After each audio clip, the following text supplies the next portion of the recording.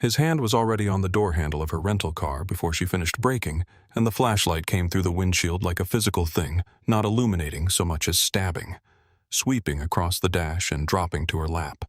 Her hands the registration she had not yet been asked for, and had not yet reached for, because she had learned a long time ago that reaching for anything before being asked was the kind of movement that ended badly on a dark road in a county you did not know. Adeora Okafor set both hands flat on the steering wheel with her fingers spread wide where the light could find them, and she waited, and she did not move, and the man outside her door did not lower the flashlight. The dashboard clock read 10:41 p.m. She had taken the wrong fork at the grain silos 40 minutes earlier. The two roads splitting apart in the failing October light in a way that looked identical from a distance, and only revealed itself as a mistake a mile in, and she had been working her way back toward Route 9 and the motel when the second pair of headlights had swung onto the road behind her and stayed there for 2 full miles before the light bar came on. Sheriff Cotton Wade of Delham County did not approach the car the way a man approaches a routine traffic stop.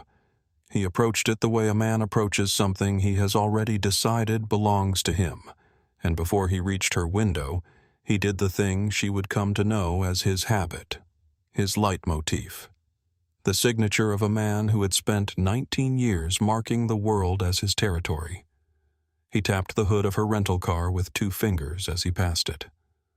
A slow double tap, deliberate, proprietary.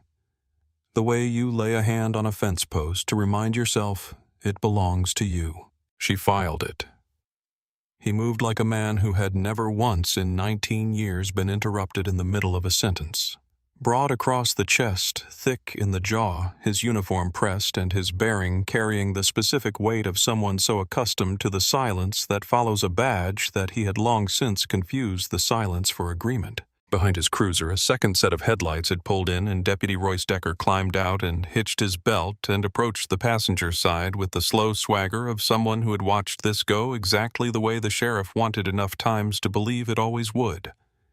Decker read the rental sticker on her windshield and said with the flat finality of a verdict out of County Plate's sheriff. Wade did not look at Decker.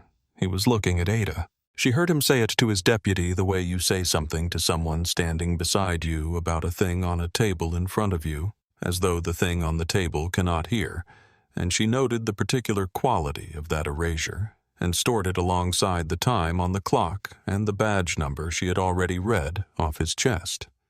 "Am I being detained, Sheriff, or am I free to go? Sheriff, or—" She asked it the way you ask the time. Plainly without heat, because it was a plain question with a plain legal answer, and she wanted to hear which answer he would give. What she heard was not an answer. What she heard was the sound a man makes when a question he has never once been required to answer arrives in front of him, and he understands in some animal part of himself that precedes language that the woman asking it is not afraid of him. In his county in his 19 years, that question had always been answered before it was asked. The stop was the answer. The badge was the answer. The size of him and the gun on his hip and the second cruiser behind hers were the answer.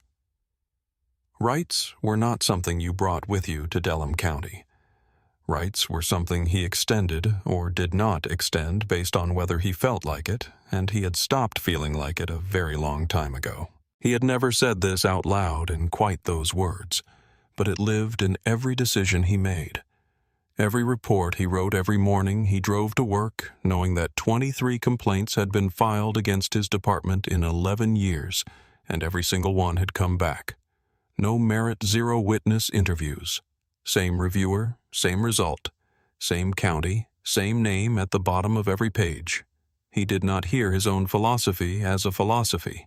He heard it as the shape of the world. "I stopped you," Wade said, leaning in so that the smell of stale coffee reached her through the open window, "because you do not belong here. And the reason you are about to have a much longer night than you planned is that you have got an attitude problem, and in this county, that is more than enough." He said it slowly with the cadence of a man who had said a version of it hundreds of times, who believed it so completely that he no longer heard it as a choice and heard it instead as weather, as gravity, as the direction roads ran. He did not hear it as something that could be used against him. Ada heard it as exactly that.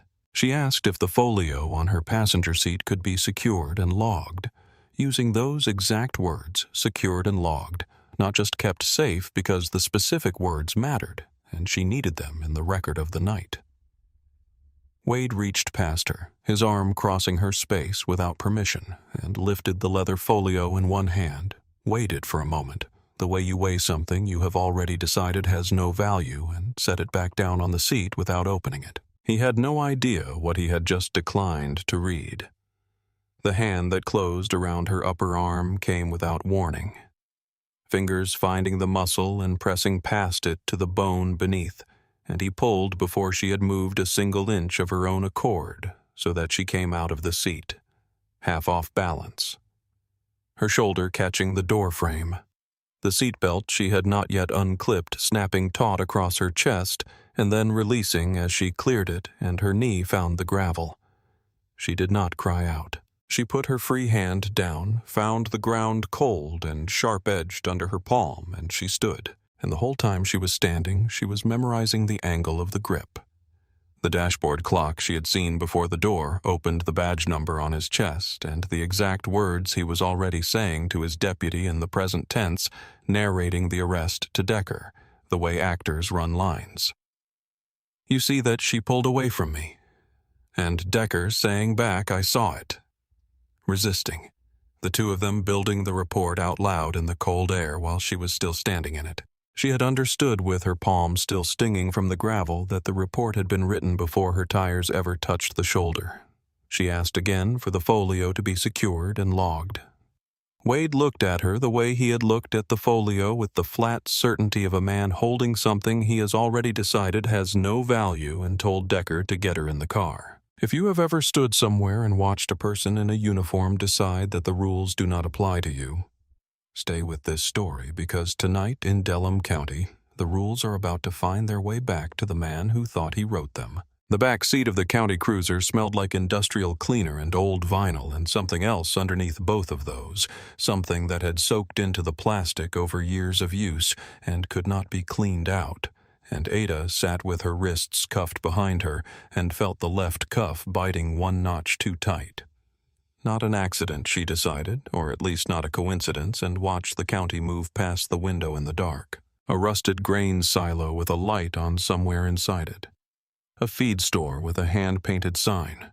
A white clapboard church at the end of a short road with its porch light burning, and an old man standing on the steps with a broom watching the cruiser pass the way a man watches something he has seen before and did not expect to see again tonight.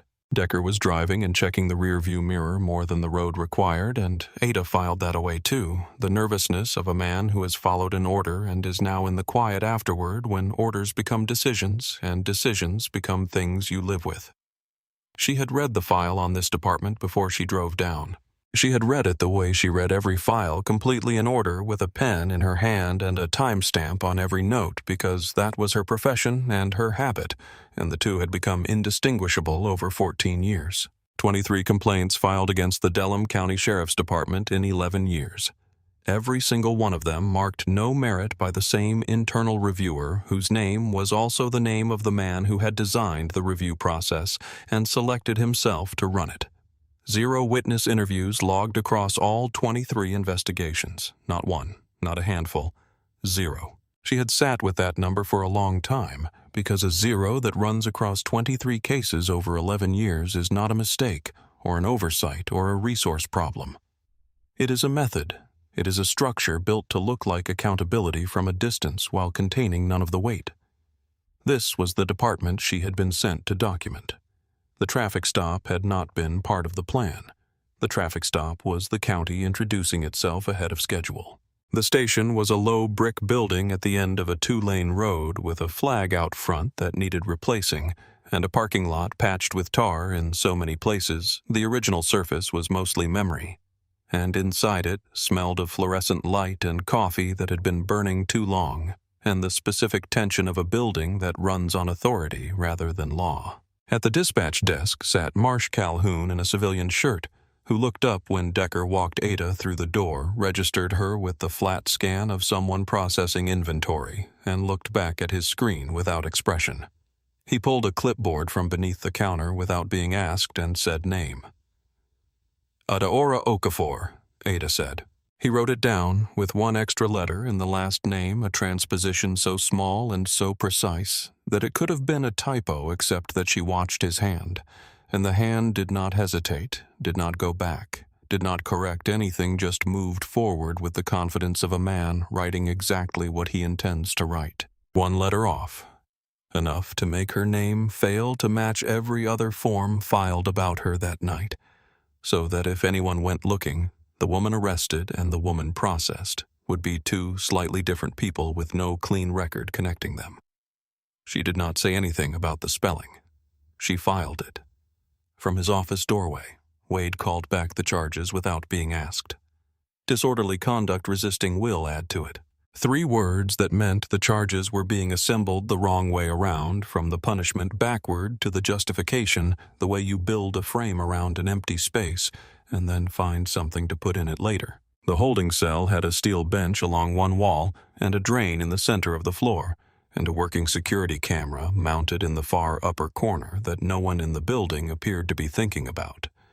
And Ada sat down on the bench and did not pace and did not test the bars and did not call out, because none of those things were useful, and she had long since stopped doing things that were not useful. At the booking counter, Decker had told her to empty her pockets, and when she had asked carefully and specifically for a written property receipt, she could sign before surrendering anything.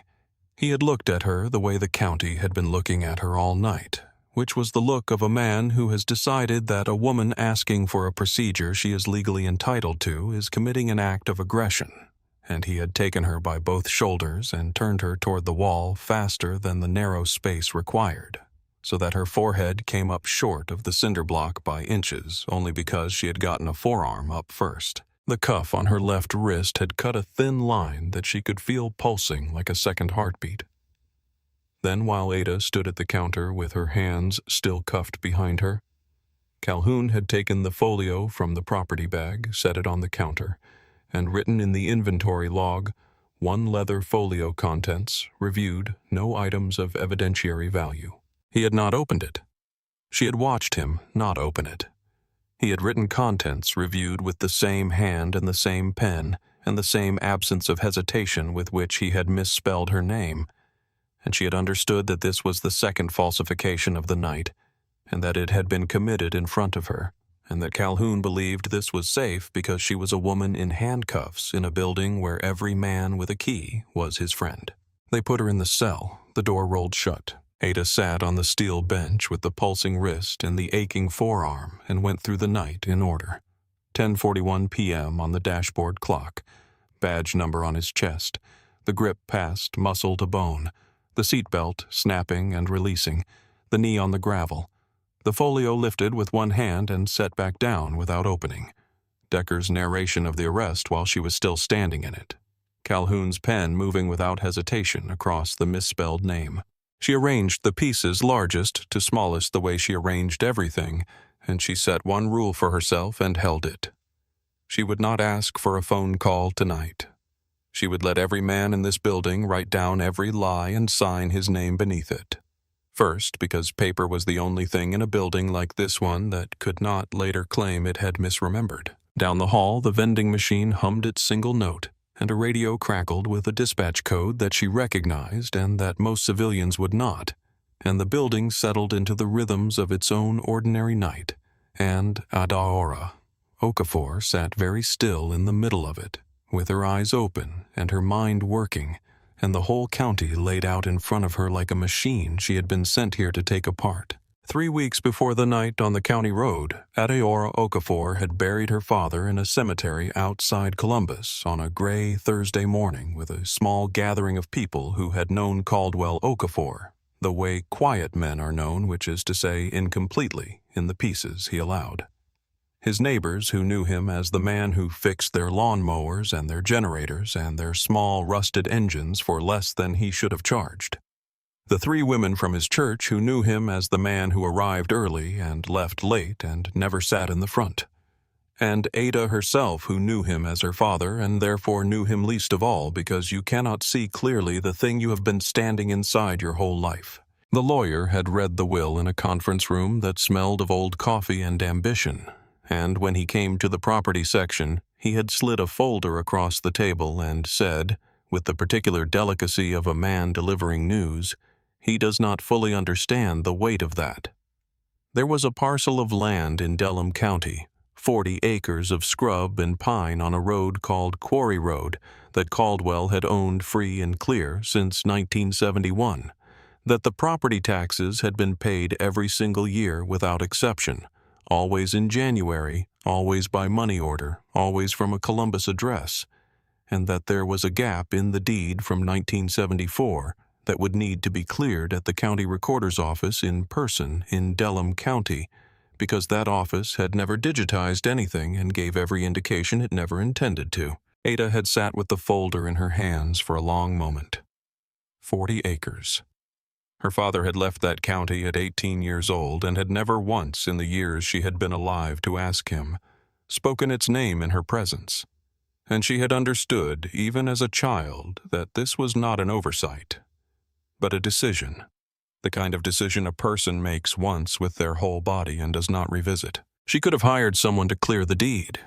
She had the means, and she had the professional contacts, and she had the kind of position where people routinely hired things done for them as a matter of practical efficiency. But she had looked at the folder and at the satellite photograph of the parcel.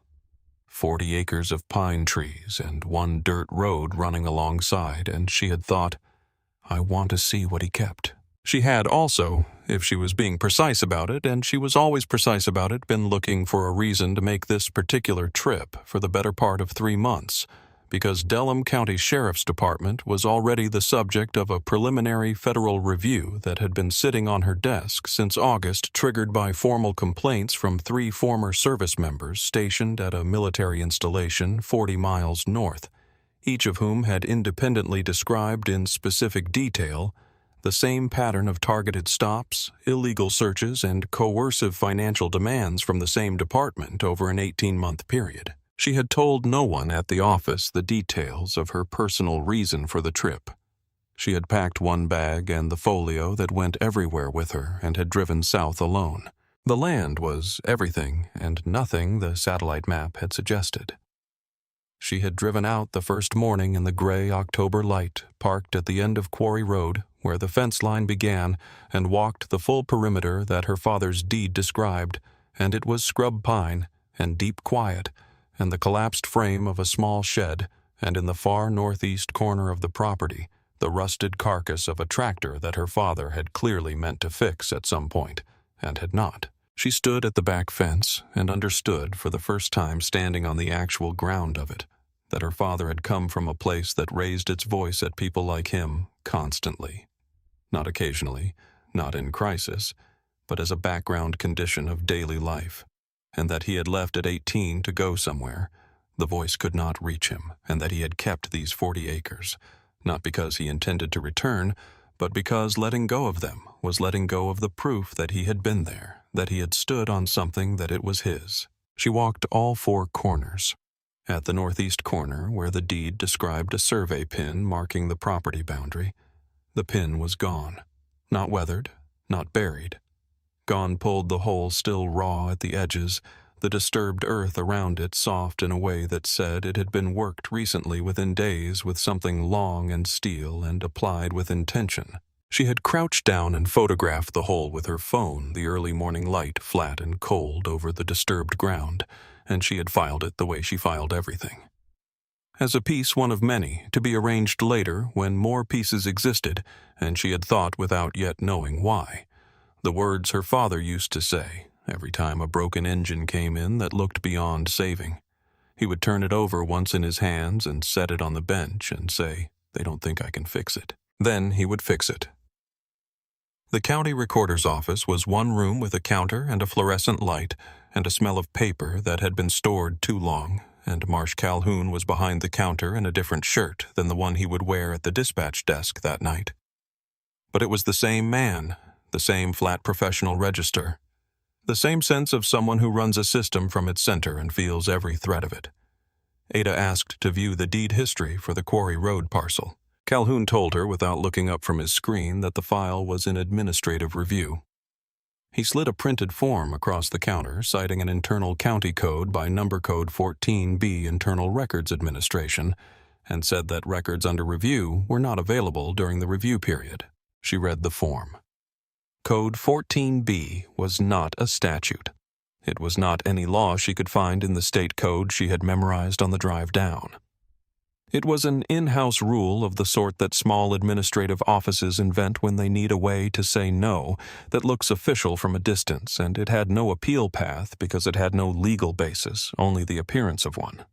She thanked Calhoun and asked for a copy of the form which he had not wanted to give her and had given her anyway because refusing to give a copy of a form he had just handed her would have been a small, visible threat, and Calhoun preferred his threats to be invisible. She folded it into her folio, and in the parking lot she wrote on her plan card recorder claims file in administrative review. No statutory basis code 14-B does not exist in state law. First receipt. One more question before she left Small to watch what he did with it. When does the administrative review end? He did not look up. When it ends. Is there a date logged for when it began? A pause very small, the pause of a man checking whether a routine answer would cost him anything. No date required, he said, which meant there was no review. Which meant the wall in front of her father's deed was made of nothing but a printed form and a man's willingness to keep saying no. The feed store on the east side of town had 2 men sitting outside it in the late afternoon.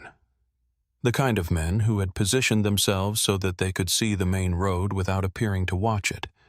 And they went quiet when Ada parked and got out, and they were laughing by the time she was 4 steps past them. The particular laugh designed to be heard and designed to deny meaning if she turned around and objected. She was asking for directions to the back road along the eastern line of her father's property. One of them said, "Help you find your way out of town," and the other said her land claim was funny, and the first one leaned forward and spat in the dust an inch from her shoe, with the practiced ease of a man who has done this kind of small cruelty often enough that it no longer requires thought. Ada did not move her foot. She looked at the place where the spit landed.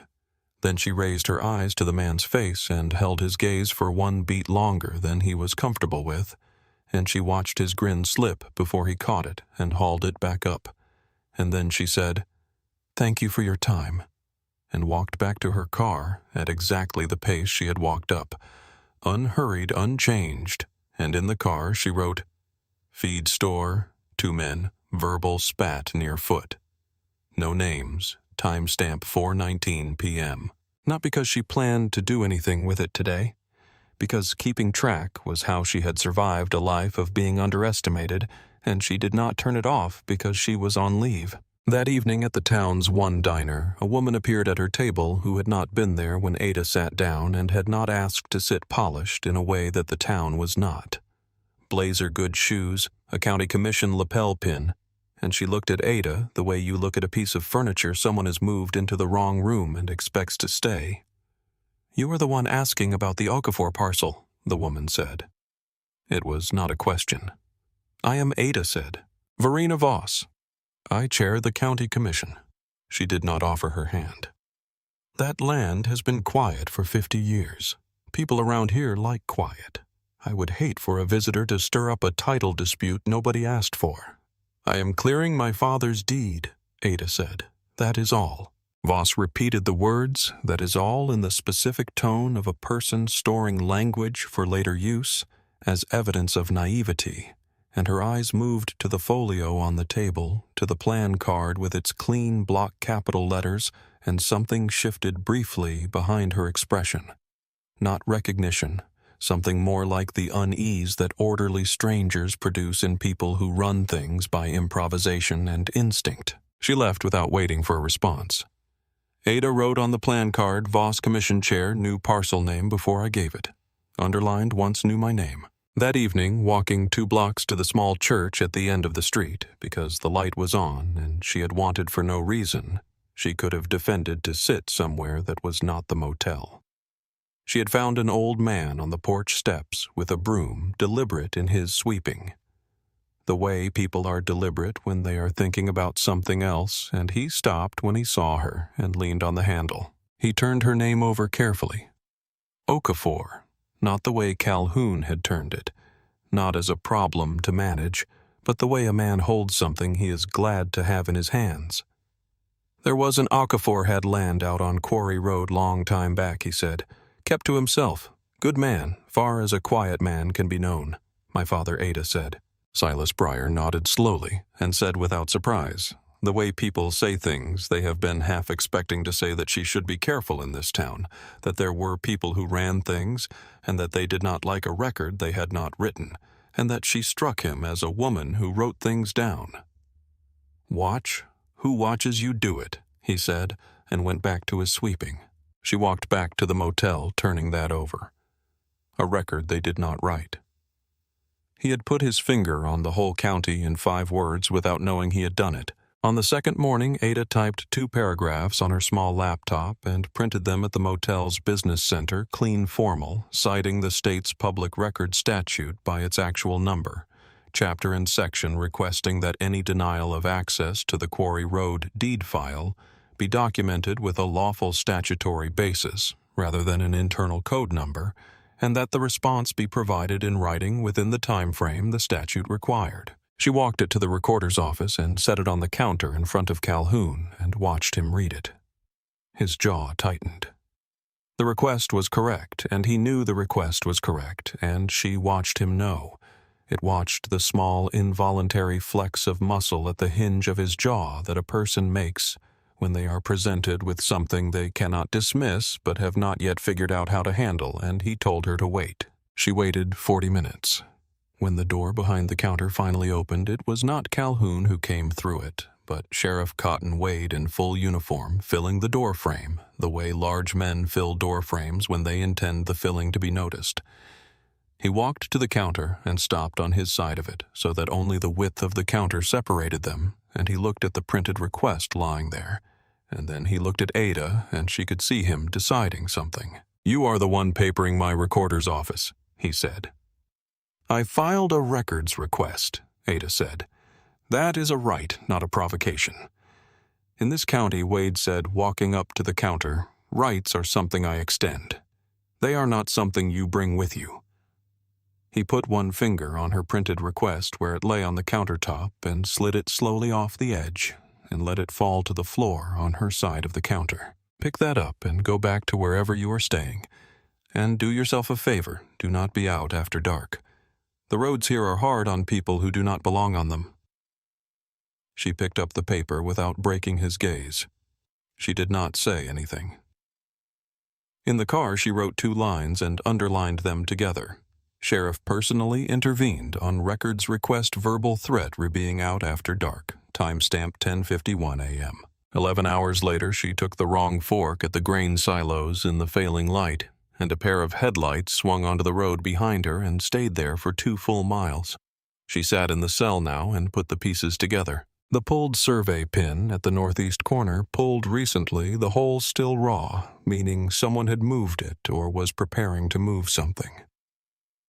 The recorder's office walled off behind a code that did not exist in any statute, with no start date and no end date, and no lawful basis, meaning someone needed that deed inaccessible. Voss, the county commission chair, knowing Ada's name, and the parcel's name, before Ada had given either meaning, the county had known she was coming. Wade, a sheriff personally walking out of a back office to threaten a woman, over 2 paragraphs of correctly cited public records law, meaning the deed file was not a clerical inconvenience. It was something someone at the top of this county needed to keep closed. None of these were acts of a sleepy county protecting its routines from a stranger. They were acts of men protecting something specific. Ada had spent 14 years reading the shape of people guarding a secret, and she could feel the shape of this one now, even without the document that would name it.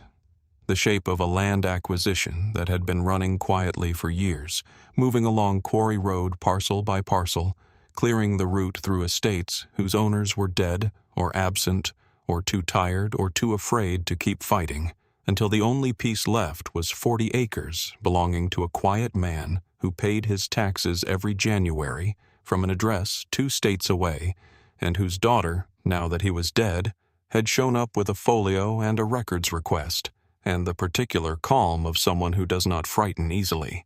What was under the land she did not yet know in its specific form. Mineral rights, a pipeline easement, a private development contract that Voss had structured through the commission without full disclosure. But she knew the shape of it, and the shape was enough to know where to aim. Around midnight, the cell door opened, and it was Decker, and behind him a deputy she had not seen before, a woman lean, and with the kind of still face that has made a great many decisions in advance and learned not to show the making of them, whose name tape read Fry. Decker said the sheriff wanted her in interview. Ada stood and asked whether she was being questioned in custody, because if she was being questioned in custody, there was a procedure for that, or whether she was being talked to, because if she was being talked to, she could decline. Fry said to Decker, rather than to Ada, in a tone that was wary rather than contemptuous. She knows the words.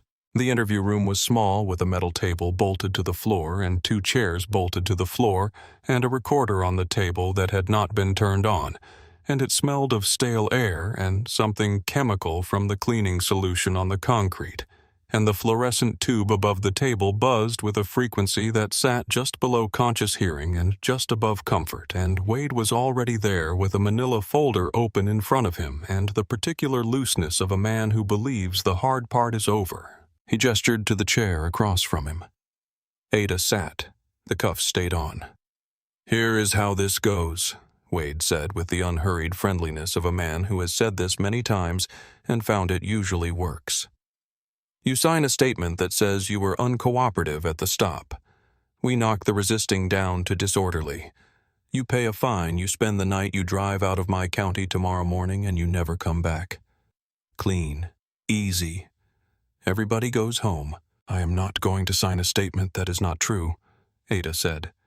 "It is true enough." "It is not true at all," Ada said, and she said it with the same register she had been using all night, the register of a person making a factual observation, and not an emotional appeal, and she catalogued her injuries into the record of the room: a laceration on her left wrist, a contusion at her left temple. She had been pulled from a stopped vehicle without lawful cause. She had requested documentation 3 times. None had been provided, and she looked at the recorder on the table and said, "I notice that is not running." Wade's friendliness went out like a pilot light. He stood up and came around the table and put both hands flat on the surface and leaned into her space, and the buzz from the fluorescent tube above them seemed to get louder in the silence before he spoke, and his voice dropped to the register of a man who wants to make sure a thing he is saying is heard only by the person he intends to hear it. "Let me tell you how things work in Delham County," he said. "I write it, I sign it. And by the time anybody from outside this county ever reads a single word about tonight, it will say exactly what I needed it to say, and there will not be one person in 100 miles who will stand up in any room and call me a liar. You understand what I am telling you. I understand exactly what you are telling me," Ada said. She meant it more precisely than he could have known. What he had just described, the writing and the signing, and the absolute certainty that no outside eye would ever find a gap between what the paper said and what had actually happened, was the exact mechanism she had spent 14 years of her professional life taking apart in rooms much larger than this one against men, much more careful than Cotton Wade, and she had taken them apart every time, because the mechanism always had the same flaw, which was that the man running it believed himself to be the only person in the room keeping records. She said none of that. She held the truth because the misdirection was free, and the truth was worth more held than spent. Wade reached out and took her chin in 2 fingers and turned her face up toward the light, the way you turn a thing you are thinking of buying, and said, "Look at me when I am talking to you." She let him hold it for exactly 1 second. Her eyes were flat and steady on his, and then she said very quietly, "You have now put your hands on me twice tonight without lawful cause. Once at the vehicle and once in this room. I am noting the time." His fingers came off her chin like the skin had gone hot. He stepped back. Something crossed his face that was not quite doubt but was adjacent to it, the first faint draft of air through a crack he did not yet know was there. He told Decker to put her back in the cell and said they would do the paperwork in the morning, and as they walked her out, Deputy Fry fell into step close beside her for 3 paces, close enough to speak low without being heard from the desk. "You should sign it," Fry said, her voice barely above the sound of their footsteps. "Whatever you think you know about this people who fight him, do not win. I have watched it for 11 years. Not one." Ada kept walking. What happens to the ones who fight Fry was quiet for a moment. "Their complaints come back marked no merit," she said. "Every time. Same 2 words. I've watched it so many times I stopped asking why." "Maybe none of them kept good records," Ada said. Fry looked at her sharply. The first real look, the kind that strips away the category a person has been filed under and requires the filing to start over, and said, "What did you say you do?" "I did not," Ada said. "Wade made his mistake at noon on Wednesday, and he made it because he was greedy, which is the mistake men like him always make when they have run a closed system long enough to believe the system is sealed. A disorderly conduct charge would have been sufficient to hold her overnight and process her out by morning, and in a county where Calhoun controlled the records, and every complaint came back, no merit. And the district judge had been taking Wade's calls for 9 years. A disorderly hold on an out-of-county woman with no local connections would have aged out quietly, leaving no significant trail, producing no document that lived in any system the county did not own. But Wade wanted her gone permanently. So, by noon on Wednesday, the charge sheet read, "Assault on a peace officer felony on the stated basis that the defendant's shoulder had struck the sheriff's chest during the traffic stop, which in the report had become the defendant lunging forward in an aggressive manner, which was not what the dash camera would show if the dash camera had not developed a malfunction at the precise moment the physical contact occurred." What Wade did not understand was what a felony charge opened. A disorderly hold lives and dies inside the building where it is filed.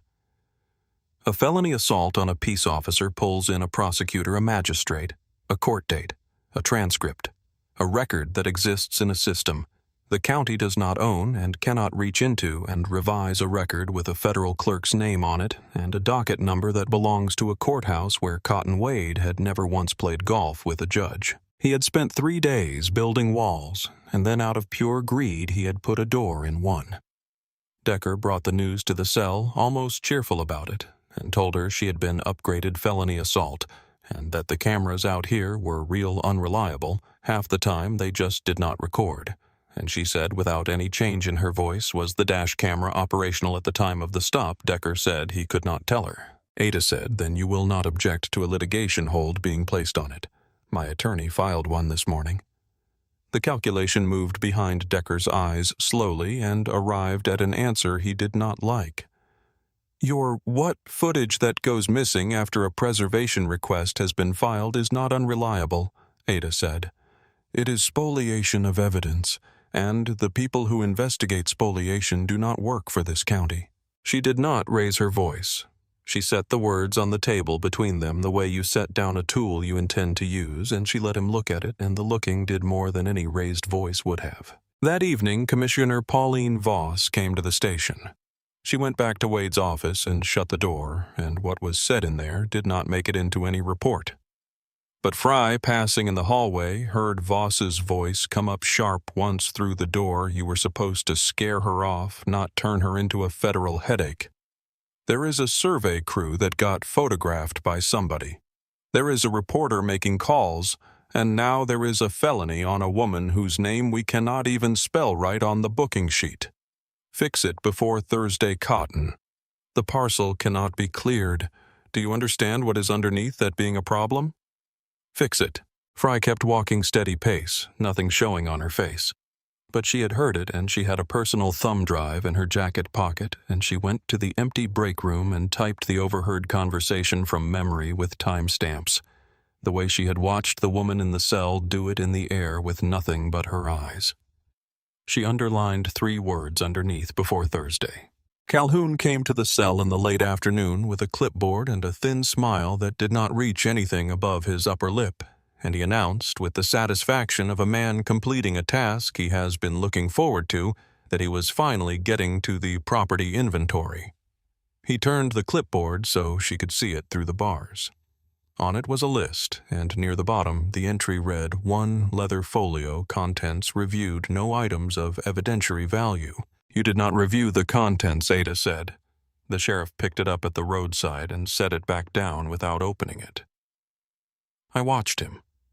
Says here it was reviewed, Calhoun said, and he clicked his pen, the way men click pens when they want the sound to function as finality. My handwriting, my initials. You going to tell a judge my own records are wrong? Yes, Ada said. I am. The thin smile flickered. Calhoun leaned toward the bars and said with the comfort of a man speaking from inside a wall he has spent years building. You know what happens to people who fight the paperwork in this county? Nothing happens to them. Nothing happens over and over until they stop. There is no camera watching paperwork. There is no witness for a filing date. There is just me and what I write. And what I write is what was. It always has been. He straightened, smoothed his civilian shirt, and looked at her with something close to pity. Contents reviewed. No items of value. That is the record now. Good luck on writing it. He walked away, certain he had won. He had made one error, and he had made it because he was so certain of his own walls that he had stopped checking them. He had said all of it while leaning toward the bars of the back cell, and the back cell had a working security camera mounted in the far upper corner. The one Wade had forgotten about, the one no deputy had thought to mention or disable, and that camera had been running continuously since Ada was first placed in the cell, and it had just recorded in clear audio on a time-stamped digital file a county records officer explaining in his own words and his own voice that he had falsified an official property inventory for a document he had never examined. Ada did not tell him about the camera. She let him walk away with his certainty. A confession is worth more captured than corrected. Burgess Nall had been covering the Delham County Commission for 11 years, and in those 11 years he had written 1,400 stories, of which he was proud of perhaps 40, and he had long since arrived at the particular professional state of a tired man who has been disappointed often enough that he has stopped expecting the gap between what things appear to be and what they are to ever matter, which meant that when the gap showed itself on a Tuesday morning, it caught him genuinely off guard. Commissioner Voss was addressing the room from the center seat of the dais, and she said in the measured tones of a woman presenting established facts, I will remind everyone that our sheriff's department keeps this county safe precisely because it does not tolerate the kind of behavior we saw last night. A visitor who cannot respect the basic authority of a traffic stop is a visitor who can move along. We have all read the reports. Nall wrote it down. Then he stopped writing and looked at what he had written, because the arrest had been at 10:41 the previous night. It was now 9 o'clock in the morning, and the incident report log he had access to the county's own open records portal showed no arrest report filed from the previous night. No report existed. Voss had just cited reports that had not yet been written as though she had read them, which meant she had been told what they would say before they were written, which meant the conclusions had been handed to her before the facts were on paper. Nall wrote chair-citing reports that do not yet exist. He did not know yet it was a thread. He only knew it was the most interesting sentence he had written in this room in a long time. Silas Breyer drove out to the Quarry Road parcel at first light that same morning for reasons he could not have fully articulated, except that the woman from Pearl's Motel had struck him as someone worth a little inconvenience, and what he found was a county truck with a magnetic department sign on the door parked on the shoulder, and a man in a safety vest driving fresh survey stakes into the ground along a line that ran approximately 30 feet inside the boundary, described in the deed he had once heard old Caldwell Okafor reference at a church supper 20 years back. The surveyor worked without hurrying. He did not know he was being watched from the tree line. Breyer understood immediately what he was looking at because he had lived long enough in this county to understand the sequence. You jail the owner, you move the line while the owner cannot object, and by the time the owner is released or gives up and goes home, the line has been in the new position long enough that changing it again requires a legal fight the owner cannot afford. He took photographs and drove back to town and went directly to Burgess Knoll at the weekly paper because in 11 years of watching this county, he had identified Knoll as the one man in an official adjacent position who at least printed what he was told. Knoll looked at the photographs for a long time. Then he looked at what he had written at the commission meeting. Chair citing reports that do not yet exist. He set the two things beside each other and felt the thread. And for the first time in a long time, he picked up his phone with something that felt cautiously like the beginning of purpose. Ada sat in the cell that afternoon going through the pieces in order, and she knew from the shape of what she had already seen what was under the land even without the document that would name it specifically. The pulled survey pin, the locked deed file, a commission chair who knew her name and her parcel before she introduced herself, a sheriff who came out in person to threaten a woman over 2 paragraphs of correctly cited law, a survey crew that arrived the morning after the owner was jailed. This was a land acquisition running along Quarry Road parcel by parcel, clearing the route through estates whose owners were dead or absent, moving quietly without any single act large enough to draw outside attention, until the last piece of the route was 40 acres with a deed gap and an owner who had died and left it to a daughter who had shown up with a folio. She did not yet know the dollar amount, the specific entity, the name of the private company, the signed contract. But she knew the shape, and the shape told her exactly what the folio would need to contain when it finally opened. Odessa Fry sat in her cruiser in the far corner of the station parking lot on her dinner break, with the in-car terminal open to the complaint files she was not authorized to access, and she did what Ada had told her to do, which was not to read the complaints, but to read the investigations and count the witness interviews logged in each one. She counted. Jerome Addison detained 22 minutes. No arrest, made, complaint filed. The following week, investigation opened, closed 11 days later. Determination. No merit, witness interviews logged in the investigative file. 0. Maria Calderon held 40 minutes during a traffic stop, told to stop asking questions and get back in her car. Complaint filed, opened, closed in 9 days. No merit witness. Interviews, 0. Devin Price, 19 years old, slammed against a patrol car during a parking lot stop. A blurry photograph of bruising attached to the complaint investigation opened, pending for 53 days with not one documented investigative step. No interviews, no witness contact, no evidence collection. Just a file sitting open like an empty room and then closed. No merit. The assigned investigator's name on each file was the same name. The supervisor who signed off above the investigator was also the same name. She sat in the cold car for a long time. It was not the zeros exactly that sat heaviest with her, though the zeros were damning in the way that a pattern is damning not one mistake but the shape of a decision made long ago and repeated so many times it had become invisible. The way the furniture in a room you have lived in for years becomes invisible. What sat heaviest was something Ada had said almost offhand in the hallway in the specific register of a person naming a thing they know so well, they no longer have to think about how to say it. Pull the investigations. Not the complaints. Read the investigations, count the interviews. Anyone angry at this department would have wanted to read the complaints. Only someone who did this for a living would know that the investigations proved everything that the crime was never in what happened to the person who complained, but in the shape of the response in the 11-day closure.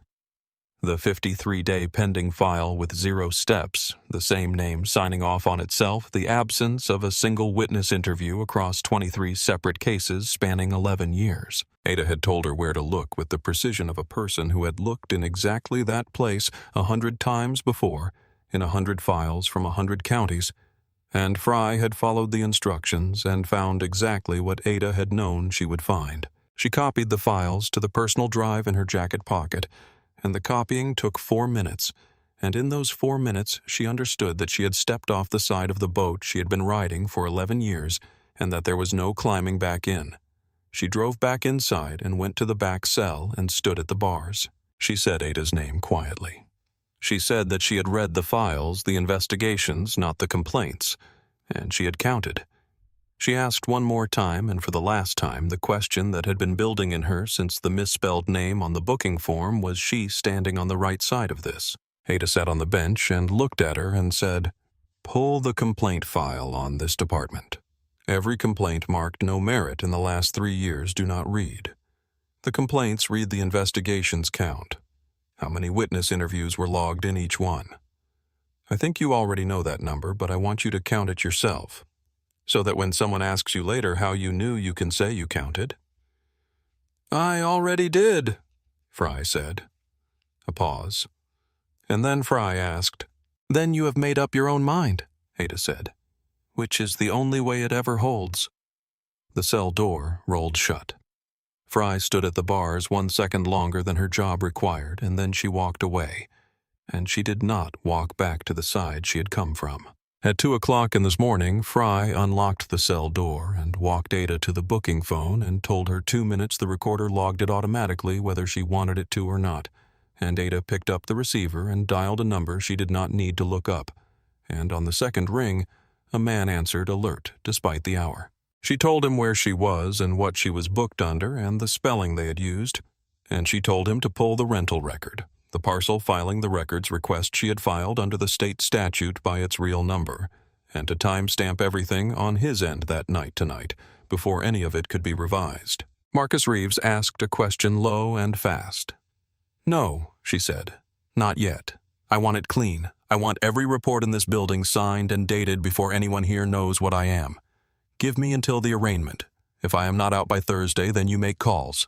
Not before." She hung up and walked herself back to the cell, and Fry stood watching her with an expression that had been through several things in the previous 2 minutes and had arrived somewhere she had not been in 11 years, which was the beginning of belief in something.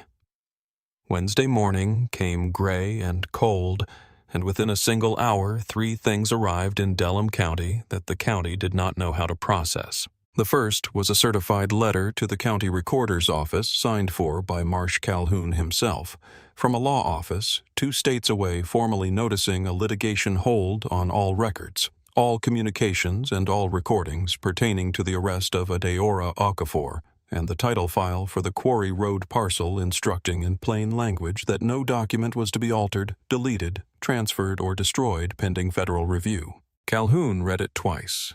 He walked it to Wade's office and set it on the desk without a word and stood there while Wade read it, and when Wade finished, he looked up and said very quietly, 2 states. Who has she got? 2 states away. Neither of them had an answer. The second thing was a phone call to Nall from a woman who would not give her name, but who knew exactly which questions to ask about the survey crew and the pulled pin and the county code that did not correspond to any real law, and who told Nall before she hung up that he might want to look into who held the mineral and easement rights adjacent to the Quarry Road parcel, and why a county that had not managed to repave its own main road in 6 years had quietly entered a private contract with a regional energy company for infrastructure work on land along Quarry Road.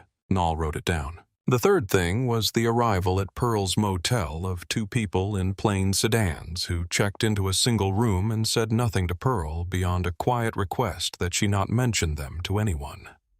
Pearl, who had spent 30 years telling everyone in Delaware County everything she learned at that front desk, found for the first time in her professional life that she had nothing to report, because something in the way Special Agent Diana Corbin asked her not to mention them made the asking feel less like a request and more like information about what kind of situation Pearl had just been placed adjacent to. Pearl kept quiet. By Wednesday afternoon, Wade was sitting at his desk with the litigation hold letter and no good answer and a felony charge that was now scheduled for a courtroom appearance the following morning, and somewhere in the geography of that realization, he understood too late that he had spent 3 days building walls and then out of his own greed had opened a door in one of them, and that on the other side of that door was a courtroom with a federal docket number and a clerk who would write down what was said on a date that was set. Near midnight, Decker and a second deputy Ada did not recognize came to move her to a transport holding cell at the front of the building, and the official reason was that she needed to be ready for morning transport to the courthouse. And the official reason was the only part of what followed that was true.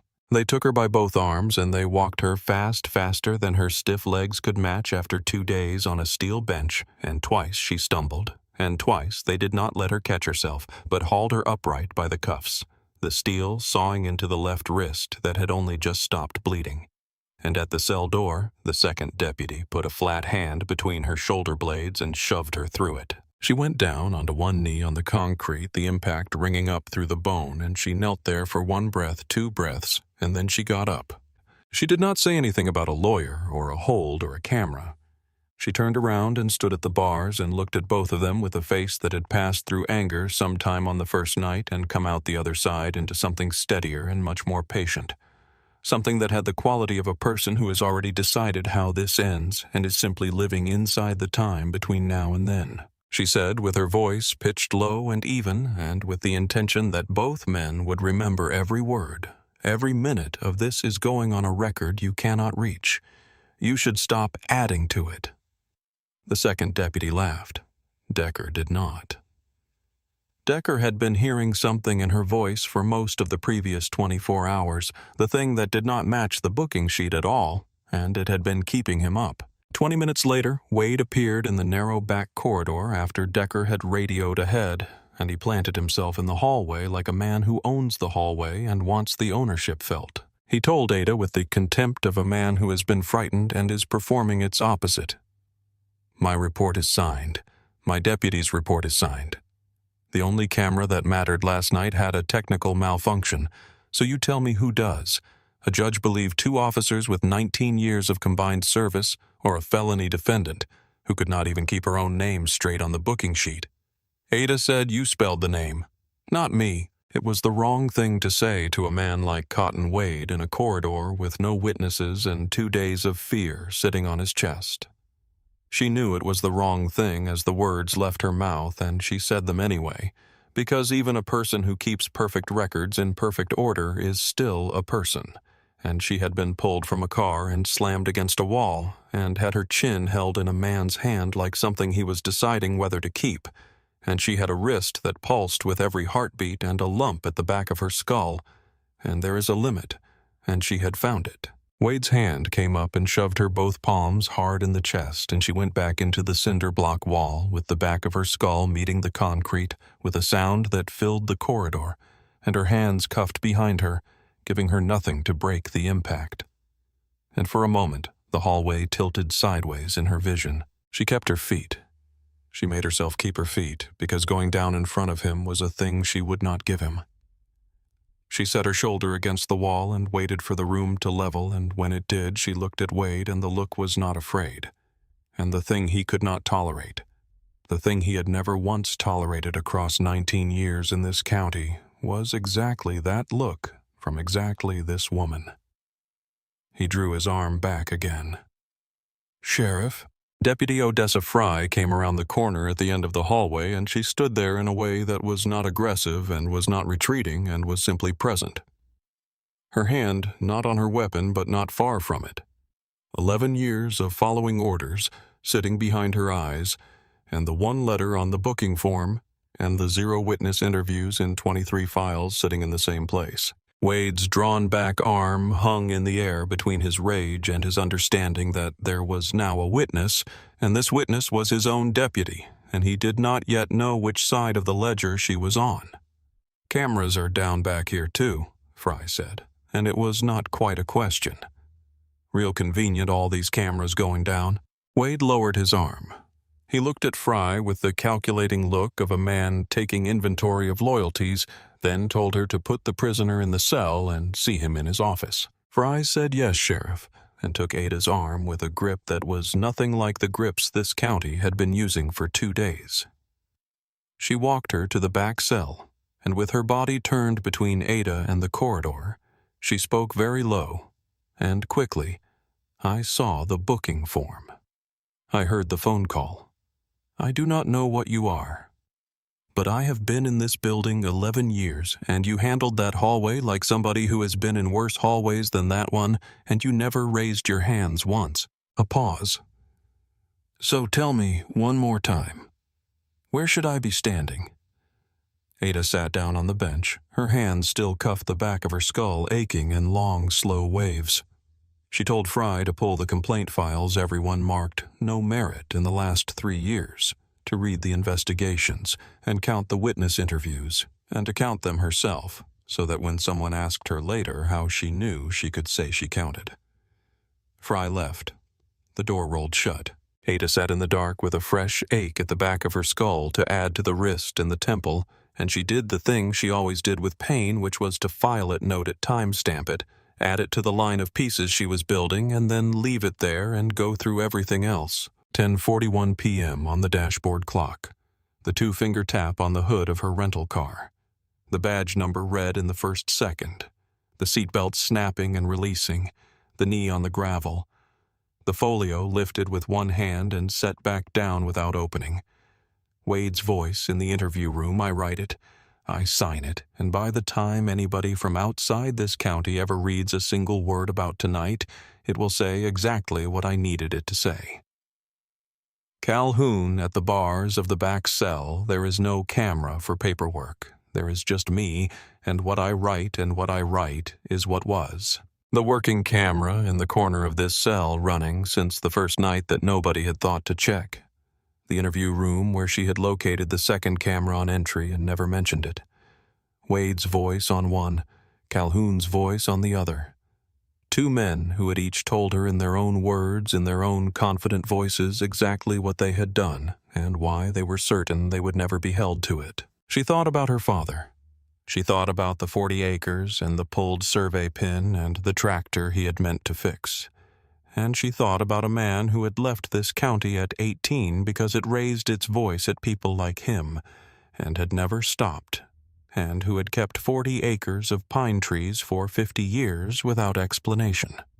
Not because he intended to return, but because letting go would have been letting go of the proof that he had stood on something, and it was his. She thought, they do not think I can fix it. By Wednesday night, the county had 4 separate sets of records circling it from 4 directions. Reeves in the law office 2 states away, Nall at the weekly paper with the survey photographs and the commission minutes, Fry with her personal drive and the 0 witness files, and Corbin in the plain sedan at Pearl's motel waiting. And none of the 4 had yet touched the 5th, which was the folio sitting on the front seat of Ada's rental car in the station impound lot. Untouched, unopened, declined by a man who had weighed it in his hand on a dark county road, and set it back down because he was absolutely certain that no piece of paper a woman like her was carrying would ever matter in his county. The arraignment was in the morning. The courtroom was not in Delaware County. It had a federal docket number and a clerk whose handwriting belonged to a record that the county did not own. Ada closed her eyes and went through it all one more time, largest to smallest, until the pieces sat in their line in the dark where she could find them. She was ready. The federal courthouse in the district seat was a different kind of room than anything Delaware County had available. A room where the ceiling height and the federal seal behind the bench and the particular quality of the silence before a session opened all communicated something that county courtrooms did not, which was that the authority in this room did not depend on who happened to be standing in it. Federal Prosecutor Howard Grell was at the government's table, a lean man in his mid-50s with the dry, unhurried manner of someone who has presented evidence in rooms like this for a long time, and has learned that the evidence speaks better than the person presenting it, if the person presenting it stays out of its way. He had spent the previous night reading everything Marcus Reeves had sent over, and he had read it with the attention of a man who has learned to recognize in the architecture of a case the difference between a complaint and a verdict. This was a verdict. In the gallery, Voss in civilian clothes watching the room with the fixed attention of a woman calculating exits. Null in the press row with a new notebook. Fry in the back row in her own clothes off duty, who had driven here on her own time because she had counted 0 witness interviews in 23 files and could not drive to work that morning without coming here first. Wade was in his dress uniform in the gallery's second row, and he sat with the particular confidence of a man on familiar ground. A courthouse was a stage he knew had performed on for 19 years, and he sat back with his arms folded and his chin up, because this was the moment where the system he had built would do what systems do, and absorb this and return to normal. Ada was brought in still in county-issue clothes, still with the dried blood visible on the left wrist. She walked to the defense table at the pace she always walked, and she sat beside her public defender and beside Marcus Reeves, who was in the seat on her other side. And when Wade saw a second attorney at the defense table, an attorney he did not recognize in a suit that did not come from anywhere near Delaware County, something flickered across his face for the first time in 3 days, a small current of unease moving beneath the confidence. The public defender began his opening remarks. First offense out of county time served. Recommends a fine, and Grelle let him finish the first 2 sentences before he stood up. Your Honor, Grelle said, and his voice had the flatness of someone who does not need volume because the room is already paying attention. The United States Attorney's Office has a motion to file before we proceed on these charges. A motion to dismiss all charges against this defendant with prejudice, and a concurrent motion to place the defendant's custody record under federal seal pending additional proceedings this court will hear today. The judge looked at Grelle over his reading glasses. Counselor, on what basis Grelle reached into his briefcase and brought out the folio and set it on the table. On the basis, he said, of what is in this. Grelle opened the folio. Ada watched the room as he did not the folio itself, because she had known what was in the folio for 14 years, and what she needed to watch now was the faces of the people who were about to find out. The first document was Ada's federal identification and credentials, and Grelle read from them into the record in the flat, methodical voice he used for everything. Ade Ora Okafor, Senior Inspector General, United States Department of Defense, authorized under statute to investigate allegations of civil rights violations, criminal misconduct, and public corruption by law enforcement agencies operating in proximity to federal military installations. Her name. Spelled exactly right, under a title that explained everything. Voss stood up in the gallery.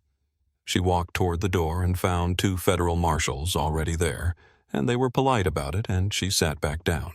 The second document was Ada's assignment authorization for the Delaware County Review, and Grelle read the relevant sections into the record.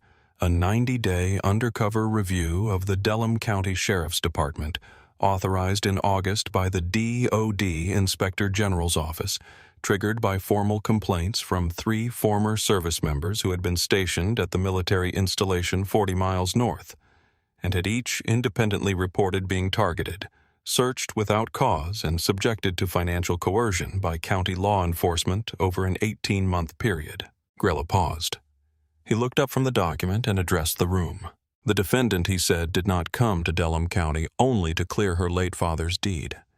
She came because this department was already the subject of a federal investigation, and her father's land was a personal matter she had chosen to attend to simultaneously.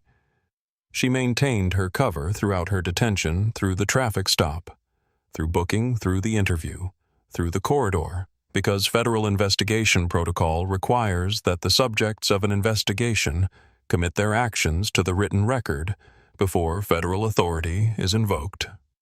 He paused again just long enough. Every report in this building is now signed. Every lie is now in writing. Grelle set the assignment documentation down and picked up a remote control. The screen at the front of the courtroom came to life, and it showed the interior of the back cell of the Delaware County Sheriff's Station, a fixed angle from the upper corner camera, date-stamped, time-stamped, and it showed Marsh Calhoun at the bars with his clipboard and his thin smile, and it played his voice into the courtroom in full and without editing. There is no camera for paperwork. There is no witness for a filing date. There is just me and what I write. And what I write is what was, always has been. Contents reviewed, no items of value. That is the record now. Good luck unwriting it. The room went absolutely still, not the polite, attentive stillness of a courtroom waiting for the next procedural step. Something deeper than that.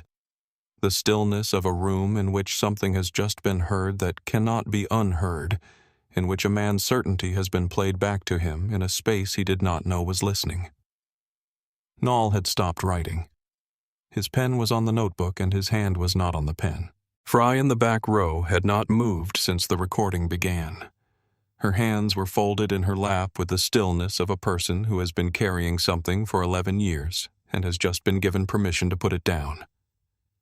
Grell let the silence hold for 5 full seconds. Then he loaded the second file, the interview room footage. The camera Ada had located on her first scan of the room and never mentioned. And Wade's voice came into the courtroom clear and unhurried, exactly as he had delivered it in that small room with the buzzing light and the recorder he had not turned on. Let me tell you how things work in Delham County. I write it. I sign it. And by the time anybody from outside this county ever reads a single word about tonight, it will say exactly what I needed it to say, and there will not be one person in 100 miles who will stand up in any room and call me a liar. The recording played to the end. The silence that followed was of a different quality from the silence before it. Heavier and more complete the silence of a room in which 19 years of certainty have just been played back to their owner, in a room he was certain no one from outside would ever read a word about. Grella did not comment on it. He set the remote down and let the silence do the work that commentary would have done less well, and then with the dry, unhurried precision that was his entire professional manner, he said, "Sheriff Wade, you were correct that someone from outside this county would eventually read the words about that night. You were incorrect about what they would say." In the press row, Noll picked up his pen again and wrote faster than he had written in years. Cotton Wade had not moved since Grell said Senior Inspector General, United States Department of Defense. He sat in the gallery in his dress uniform with 19 years of signed reports and no merit determinations, and the absolute deep-rooted certainty that no person from outside this county would ever read the words about any night in his jurisdiction. And he sat with all of that and felt it leave him not quickly, not all at once, but the way air leaves a room when someone opens a window you did not know was there, steadily, without drama, just the pressure changing and not stopping. The blood had left his face so completely so fast that the man sitting beside him in the gallery noticed and shifted slightly away the way you shift from something that looks like it might fall. His chest, which had been moving with the slow, controlled rhythm of a confident man in a familiar room, had stopped moving entirely for 3 seconds after Grelle read her title, and when it started again, the breath came shallow and irregular, the breath of a man whose body has understood something before his mind has caught up. And his hands, and this was the detail that Decker, sitting 2 seats away, would remember for the rest of his life. His hands had found the position he used at every traffic stop he had ever run the 2-finger tap, and his 2 fingers were pressed flat against his own thigh, pressing down, pressing in as though he was trying to hold himself to the seat through the fabric. The marking habit turned inward, the gesture of ownership with nothing left to own. He was seeing the folio. He was seeing it the way you see a thing when you understand too late what it was. The weight of it in his hand on the dark shoulder of the county road, the rental car interior lit up by his flashlight. The woman with both hands flat on the wheel and her fingers spread, asking him in a calm and steady voice to secure and log the leather portfolio on her passenger seat. And he had reached past her and lifted it with one hand and had felt its weight and had set it back down without opening it, because he was absolutely certain, with the certainty of a man who has been the largest thing in every room he has entered for 19 years, that no piece of paper a woman like her was carrying would ever matter in his county. He had set it back down. He had set it back down. He was seeing the interview room, the recorder he had not turned on his own hands flat on the table, and he understood now that the recorder not running had been irrelevant from the moment he walked into a cell with a camera he had not checked. He was seeing her face, the same face across 3 days in every room he had put her in, the same expression in the cell and in the interview room and in the corridor, steady and patient and without performance, without any emotion that could be named, just the specific quality of a person who has already decided how something ends and is living inside the time before it does. He had read that expression as submission. He had read it as a woman who had learned her place. He had read it as exactly the kind of quiet acceptance that 19 years had taught him to expect and to produce. It had been none of those things. It had been the calm of a woman who already knew how this ended and was simply waiting for everyone else to catch up. And she had been waiting since the moment the flashlight came through the windshield on the county road at 10:41 p.m. on a Tuesday night, and the wait was over now. From the defense table, Ada finally turned her head and looked directly at Wade. She did not glare. She did not smile. Her expression was the same expression she had worn for 3 days, steady, patient, without performance. The face of a woman who is standing exactly where she expected to be standing at exactly the moment she expected to be standing there. She held his gaze. He could not look away. 3 seconds. In those 3 seconds, Cotton Wade understood something he had not understood at the roadside or in the interview room or in the corridor, something that no amount of signed reports or no merit determinations or meetings in closed offices had prepared him to understand. She had never been afraid of him. Not once. Not for a single moment across 3 days of gravel under her knee and cuffs too tight on her wrist and a wall at her back and a chin held in 2 fingers.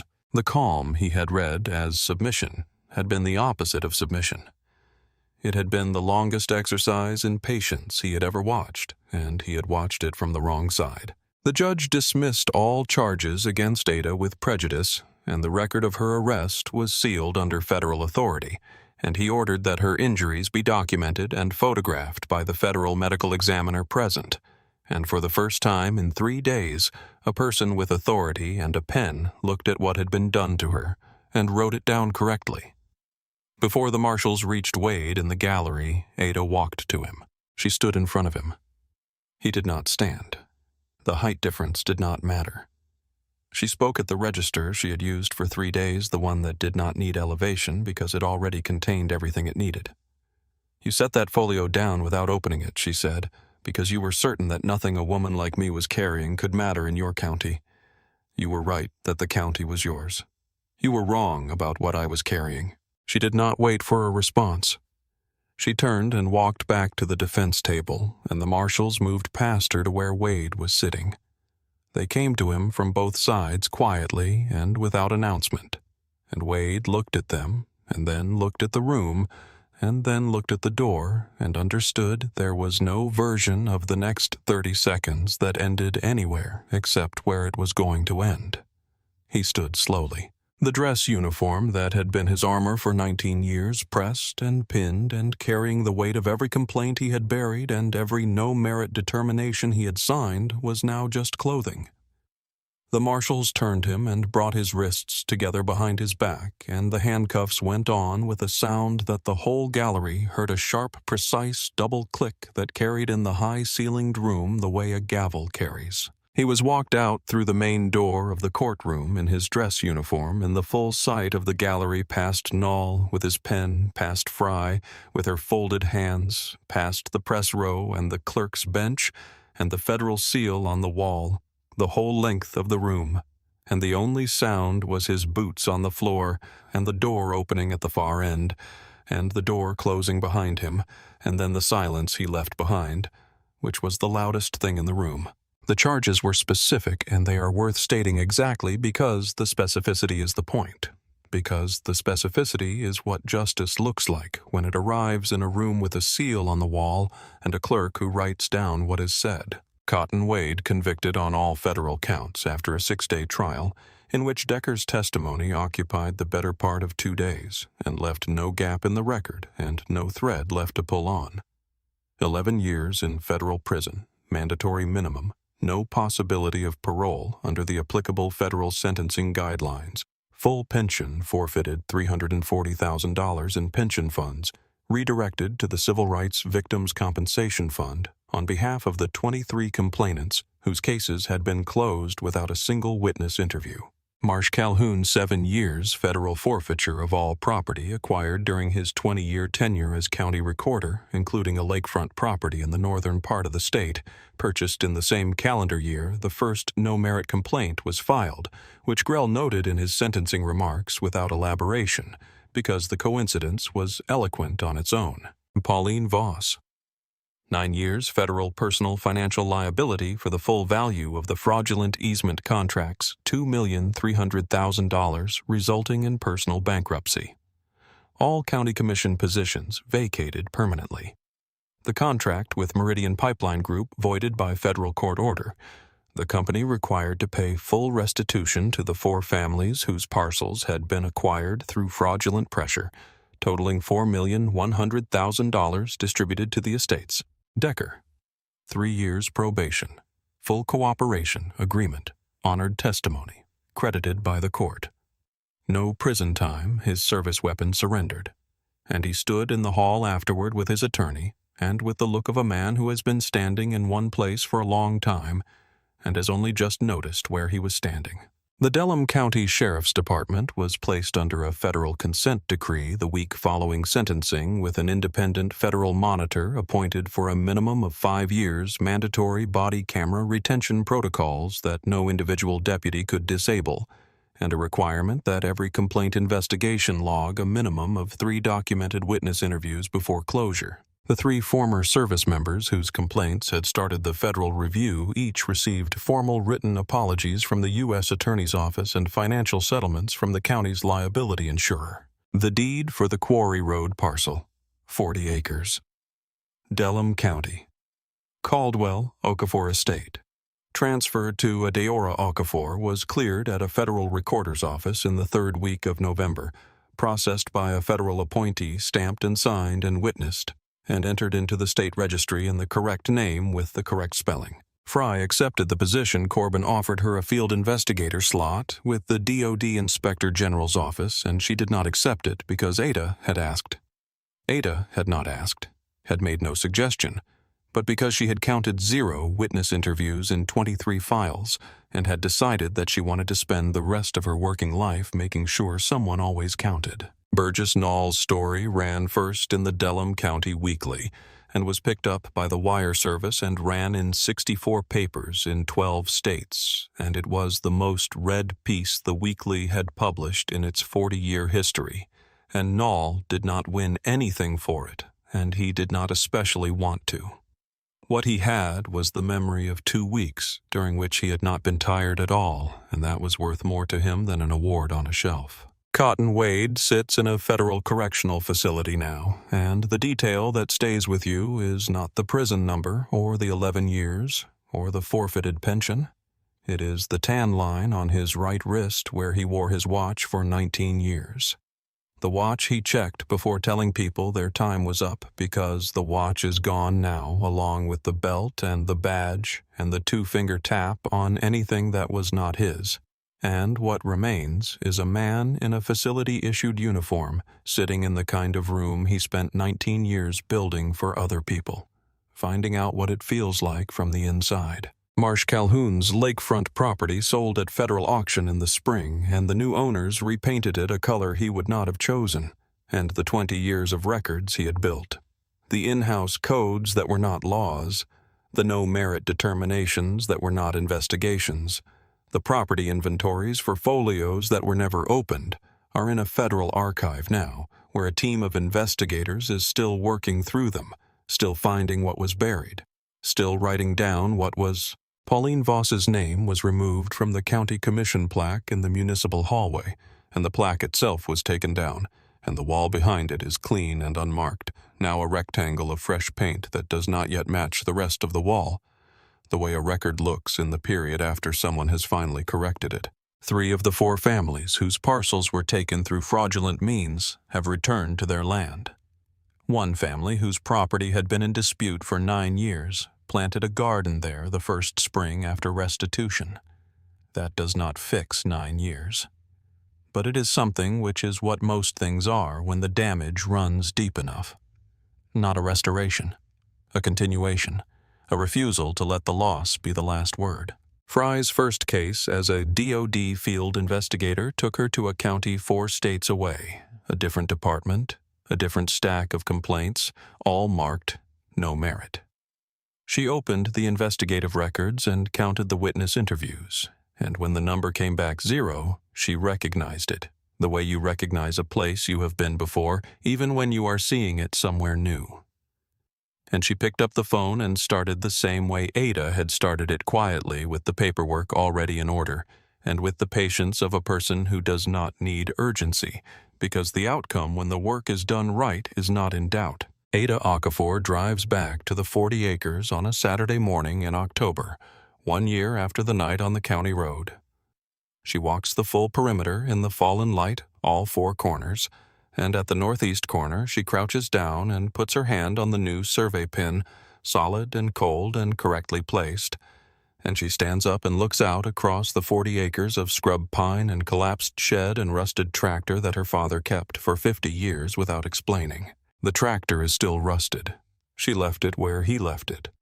She takes out the plan card she carries everywhere and writes 1 line, folds it into the folio next to the deed that now bears her name, spelled exactly right, and walks back to her car at the pace she always walks, unhurried, steady, unchanged. She does not look back. There is nothing behind her now that has not been accounted for. If this story stayed with you, please take a moment right now to hit that like button. It genuinely helps more people find stories like this one. Share this video with someone who needs to hear it today. And if you are not subscribed to our channel yet, subscribe right now so the next story finds you the moment it goes up. Every story we tell here is for the people who kept their hands on the wheel when someone tried to take the road from them. We will see you in the next one.